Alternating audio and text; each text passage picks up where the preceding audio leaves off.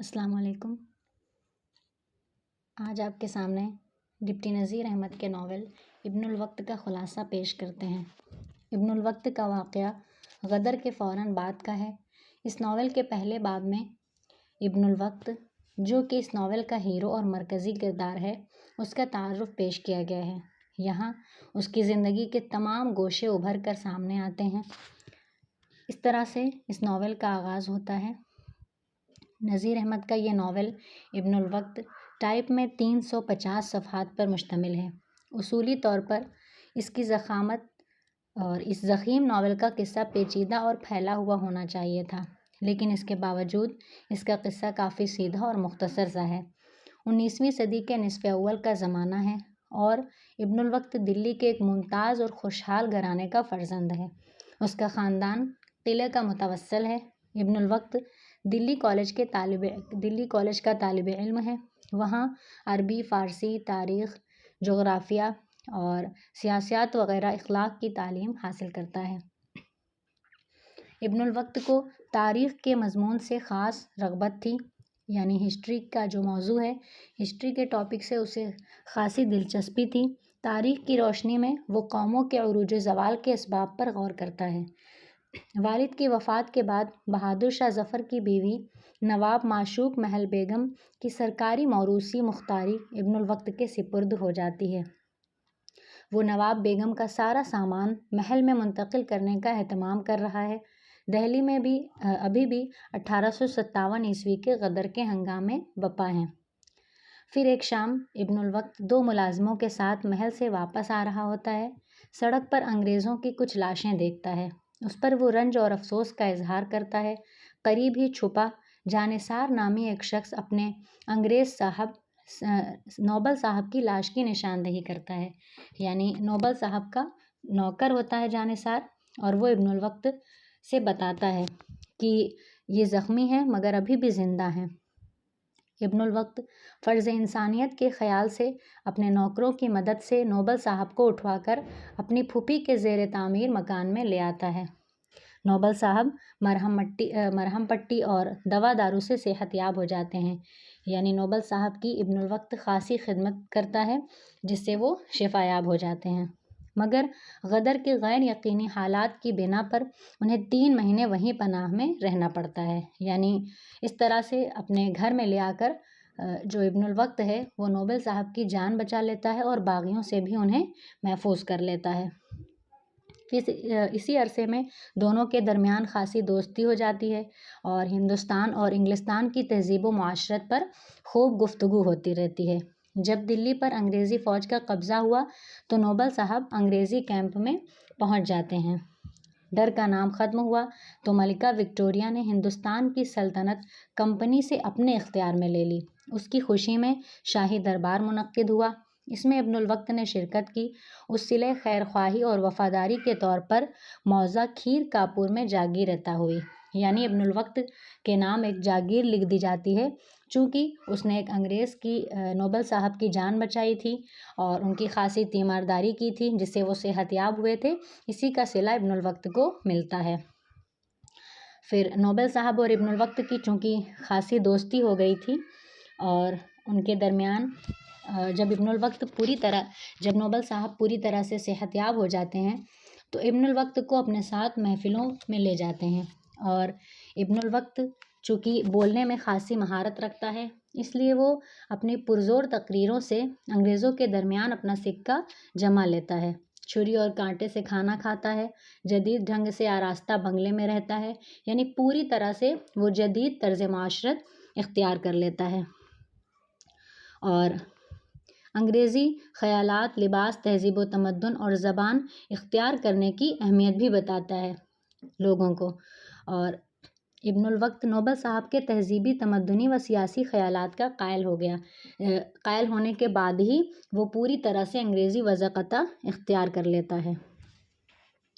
پھر اس کے بعد ابن الوقت کے لیے ایکسٹرا اسسٹنٹ کمشنر کے عہدے کی منظوری بھی آ گئی اور انگریزوں سے برابری کی سطح پر ملنے اور قوم کی اصلاح کی خاطر انگریزی وضاحت اختیار کرتا ہے۔ اس کے لیے اسے اپنا آبائی مکان بھی چھوڑنا پڑتا ہے اور آبائی مکان چھوڑ کر کے وہ چھاؤنی جہاں انگریز آبادی ہے ایک کرائے پر مکان لے لیتا ہے اور اسے پوری انگریزی طرز سے ہی آراستہ کراتا ہے اور وہیں پر رہنا شروع کر دیتا ہے۔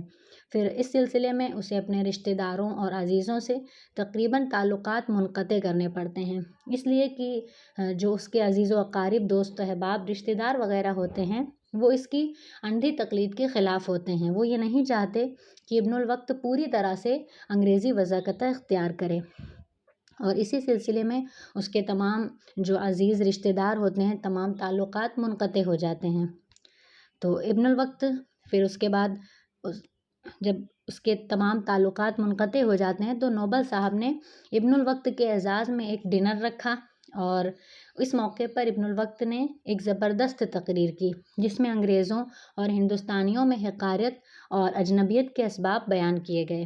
اس نے انگریزوں اور مسلمانوں میں مفاہمت پیدا کرنے کے لیے کوشش کا وعدہ کیا۔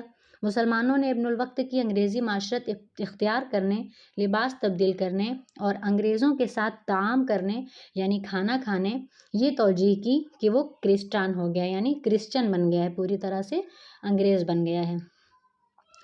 ادھر ابن الوقت نماز کا پابند شروع سے ہی تھا لیکن اب نئی وضع خصوصاً انگریزی لباس نماز ادا کرنے میں رکاوٹ کا باعث بننے لگا۔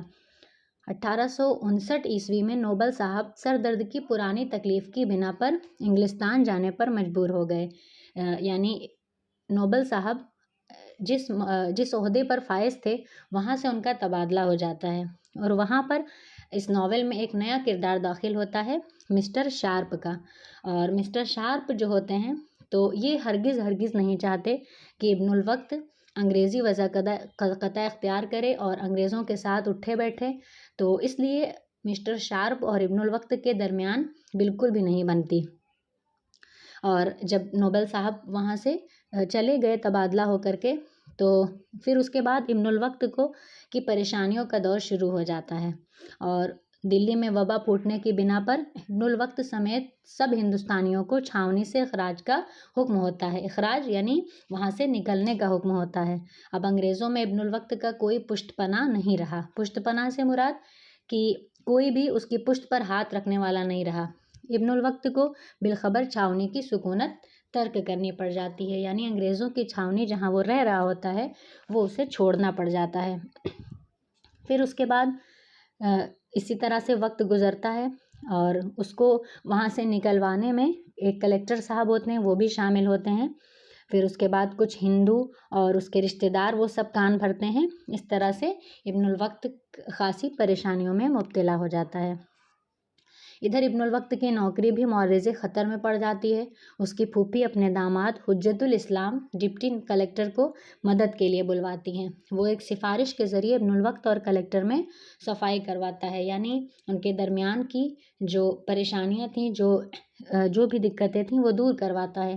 اور حجت الاسلام بھی اس ناول کا ایک اہم کردار ہے اور ڈپٹی نذیر احمد نے حجت الاسلام کے کردار کو پیش کیا ہے اور یہ بتانے کی کوشش کی ہے کہ حجت الاسلام نے پوری طرح سے اپنے تہذیب و ثقافت، اپنی تہذیب و تمدن کی پاسداری کی اور انگریزی وضاحت اختیار نہیں کی، اور اس طرح سے چونکہ ابن الوقت اور حجت الاسلام آپس میں رشتہ دار ہوتے ہیں، پھر حجت الاسلام ابن الوقت کو اپنے خیالات اور اپنی باتوں کے ذریعے قائل کر لیتے ہیں۔ ان لوگوں کے درمیان خاصی مباحثیں ہوا کرتی ہیں، بحثیں ہوا کرتی ہیں۔ پھر اس کے بعد دھیرے دھیرے حجت الاسلام ابن الوقت کو قائل کر لیتے ہیں اور ابن الوقت کو مناظرے اور مباحثے کے ذریعے انگریزی معاشرت ترک کرنے پر آمادہ کر لیتا ہے۔ پھر اس کے بعد اسی مقام پر ناول ابن الوقت کا خاتمہ ہو جاتا ہے۔ اجمالی طور پر یہ کہہ سکتے ہیں کہ یہ ابن الوقت کا خلاصہ ہے۔ اس کے کچھ اہم کردار ہیں۔ ابن الوقت تو مرکزی کردار ہے ہی اس ناول، ڈپٹی نذیر احمد کے اس ناول ابن الوقت کا اہم کردار یعنی اس کا جو ہیرو ہوتا ہے، اور نوبل صاحب ایک انگریز ہیں، ان کی جان بچاتا ہے ابن الوقت اور اپنی پھوپھی کے بنائے ہوئے گھر میں لے آتا ہے اور ان کی تیمارداری کرنے کے بعد وہ جب صحت یاب ہو جاتے ہیں تو ان کے ساتھ ہی رہنے لگتا ہے۔ اور جانثار یہ نوبل صاحب کا نوکر ہوتا ہے اور مسٹر شارپ جو کہ نوبل صاحب کے تبادلے کے بعد ان کی جگہ پر آتے ہیں اور حجت الاسلام ابن الوقت کا رشتہ دار ہے جو کہ اسے انگریزی وضاقتہ اختیار کرنے اور چھوڑنے پر آمادہ کر لیتا ہے۔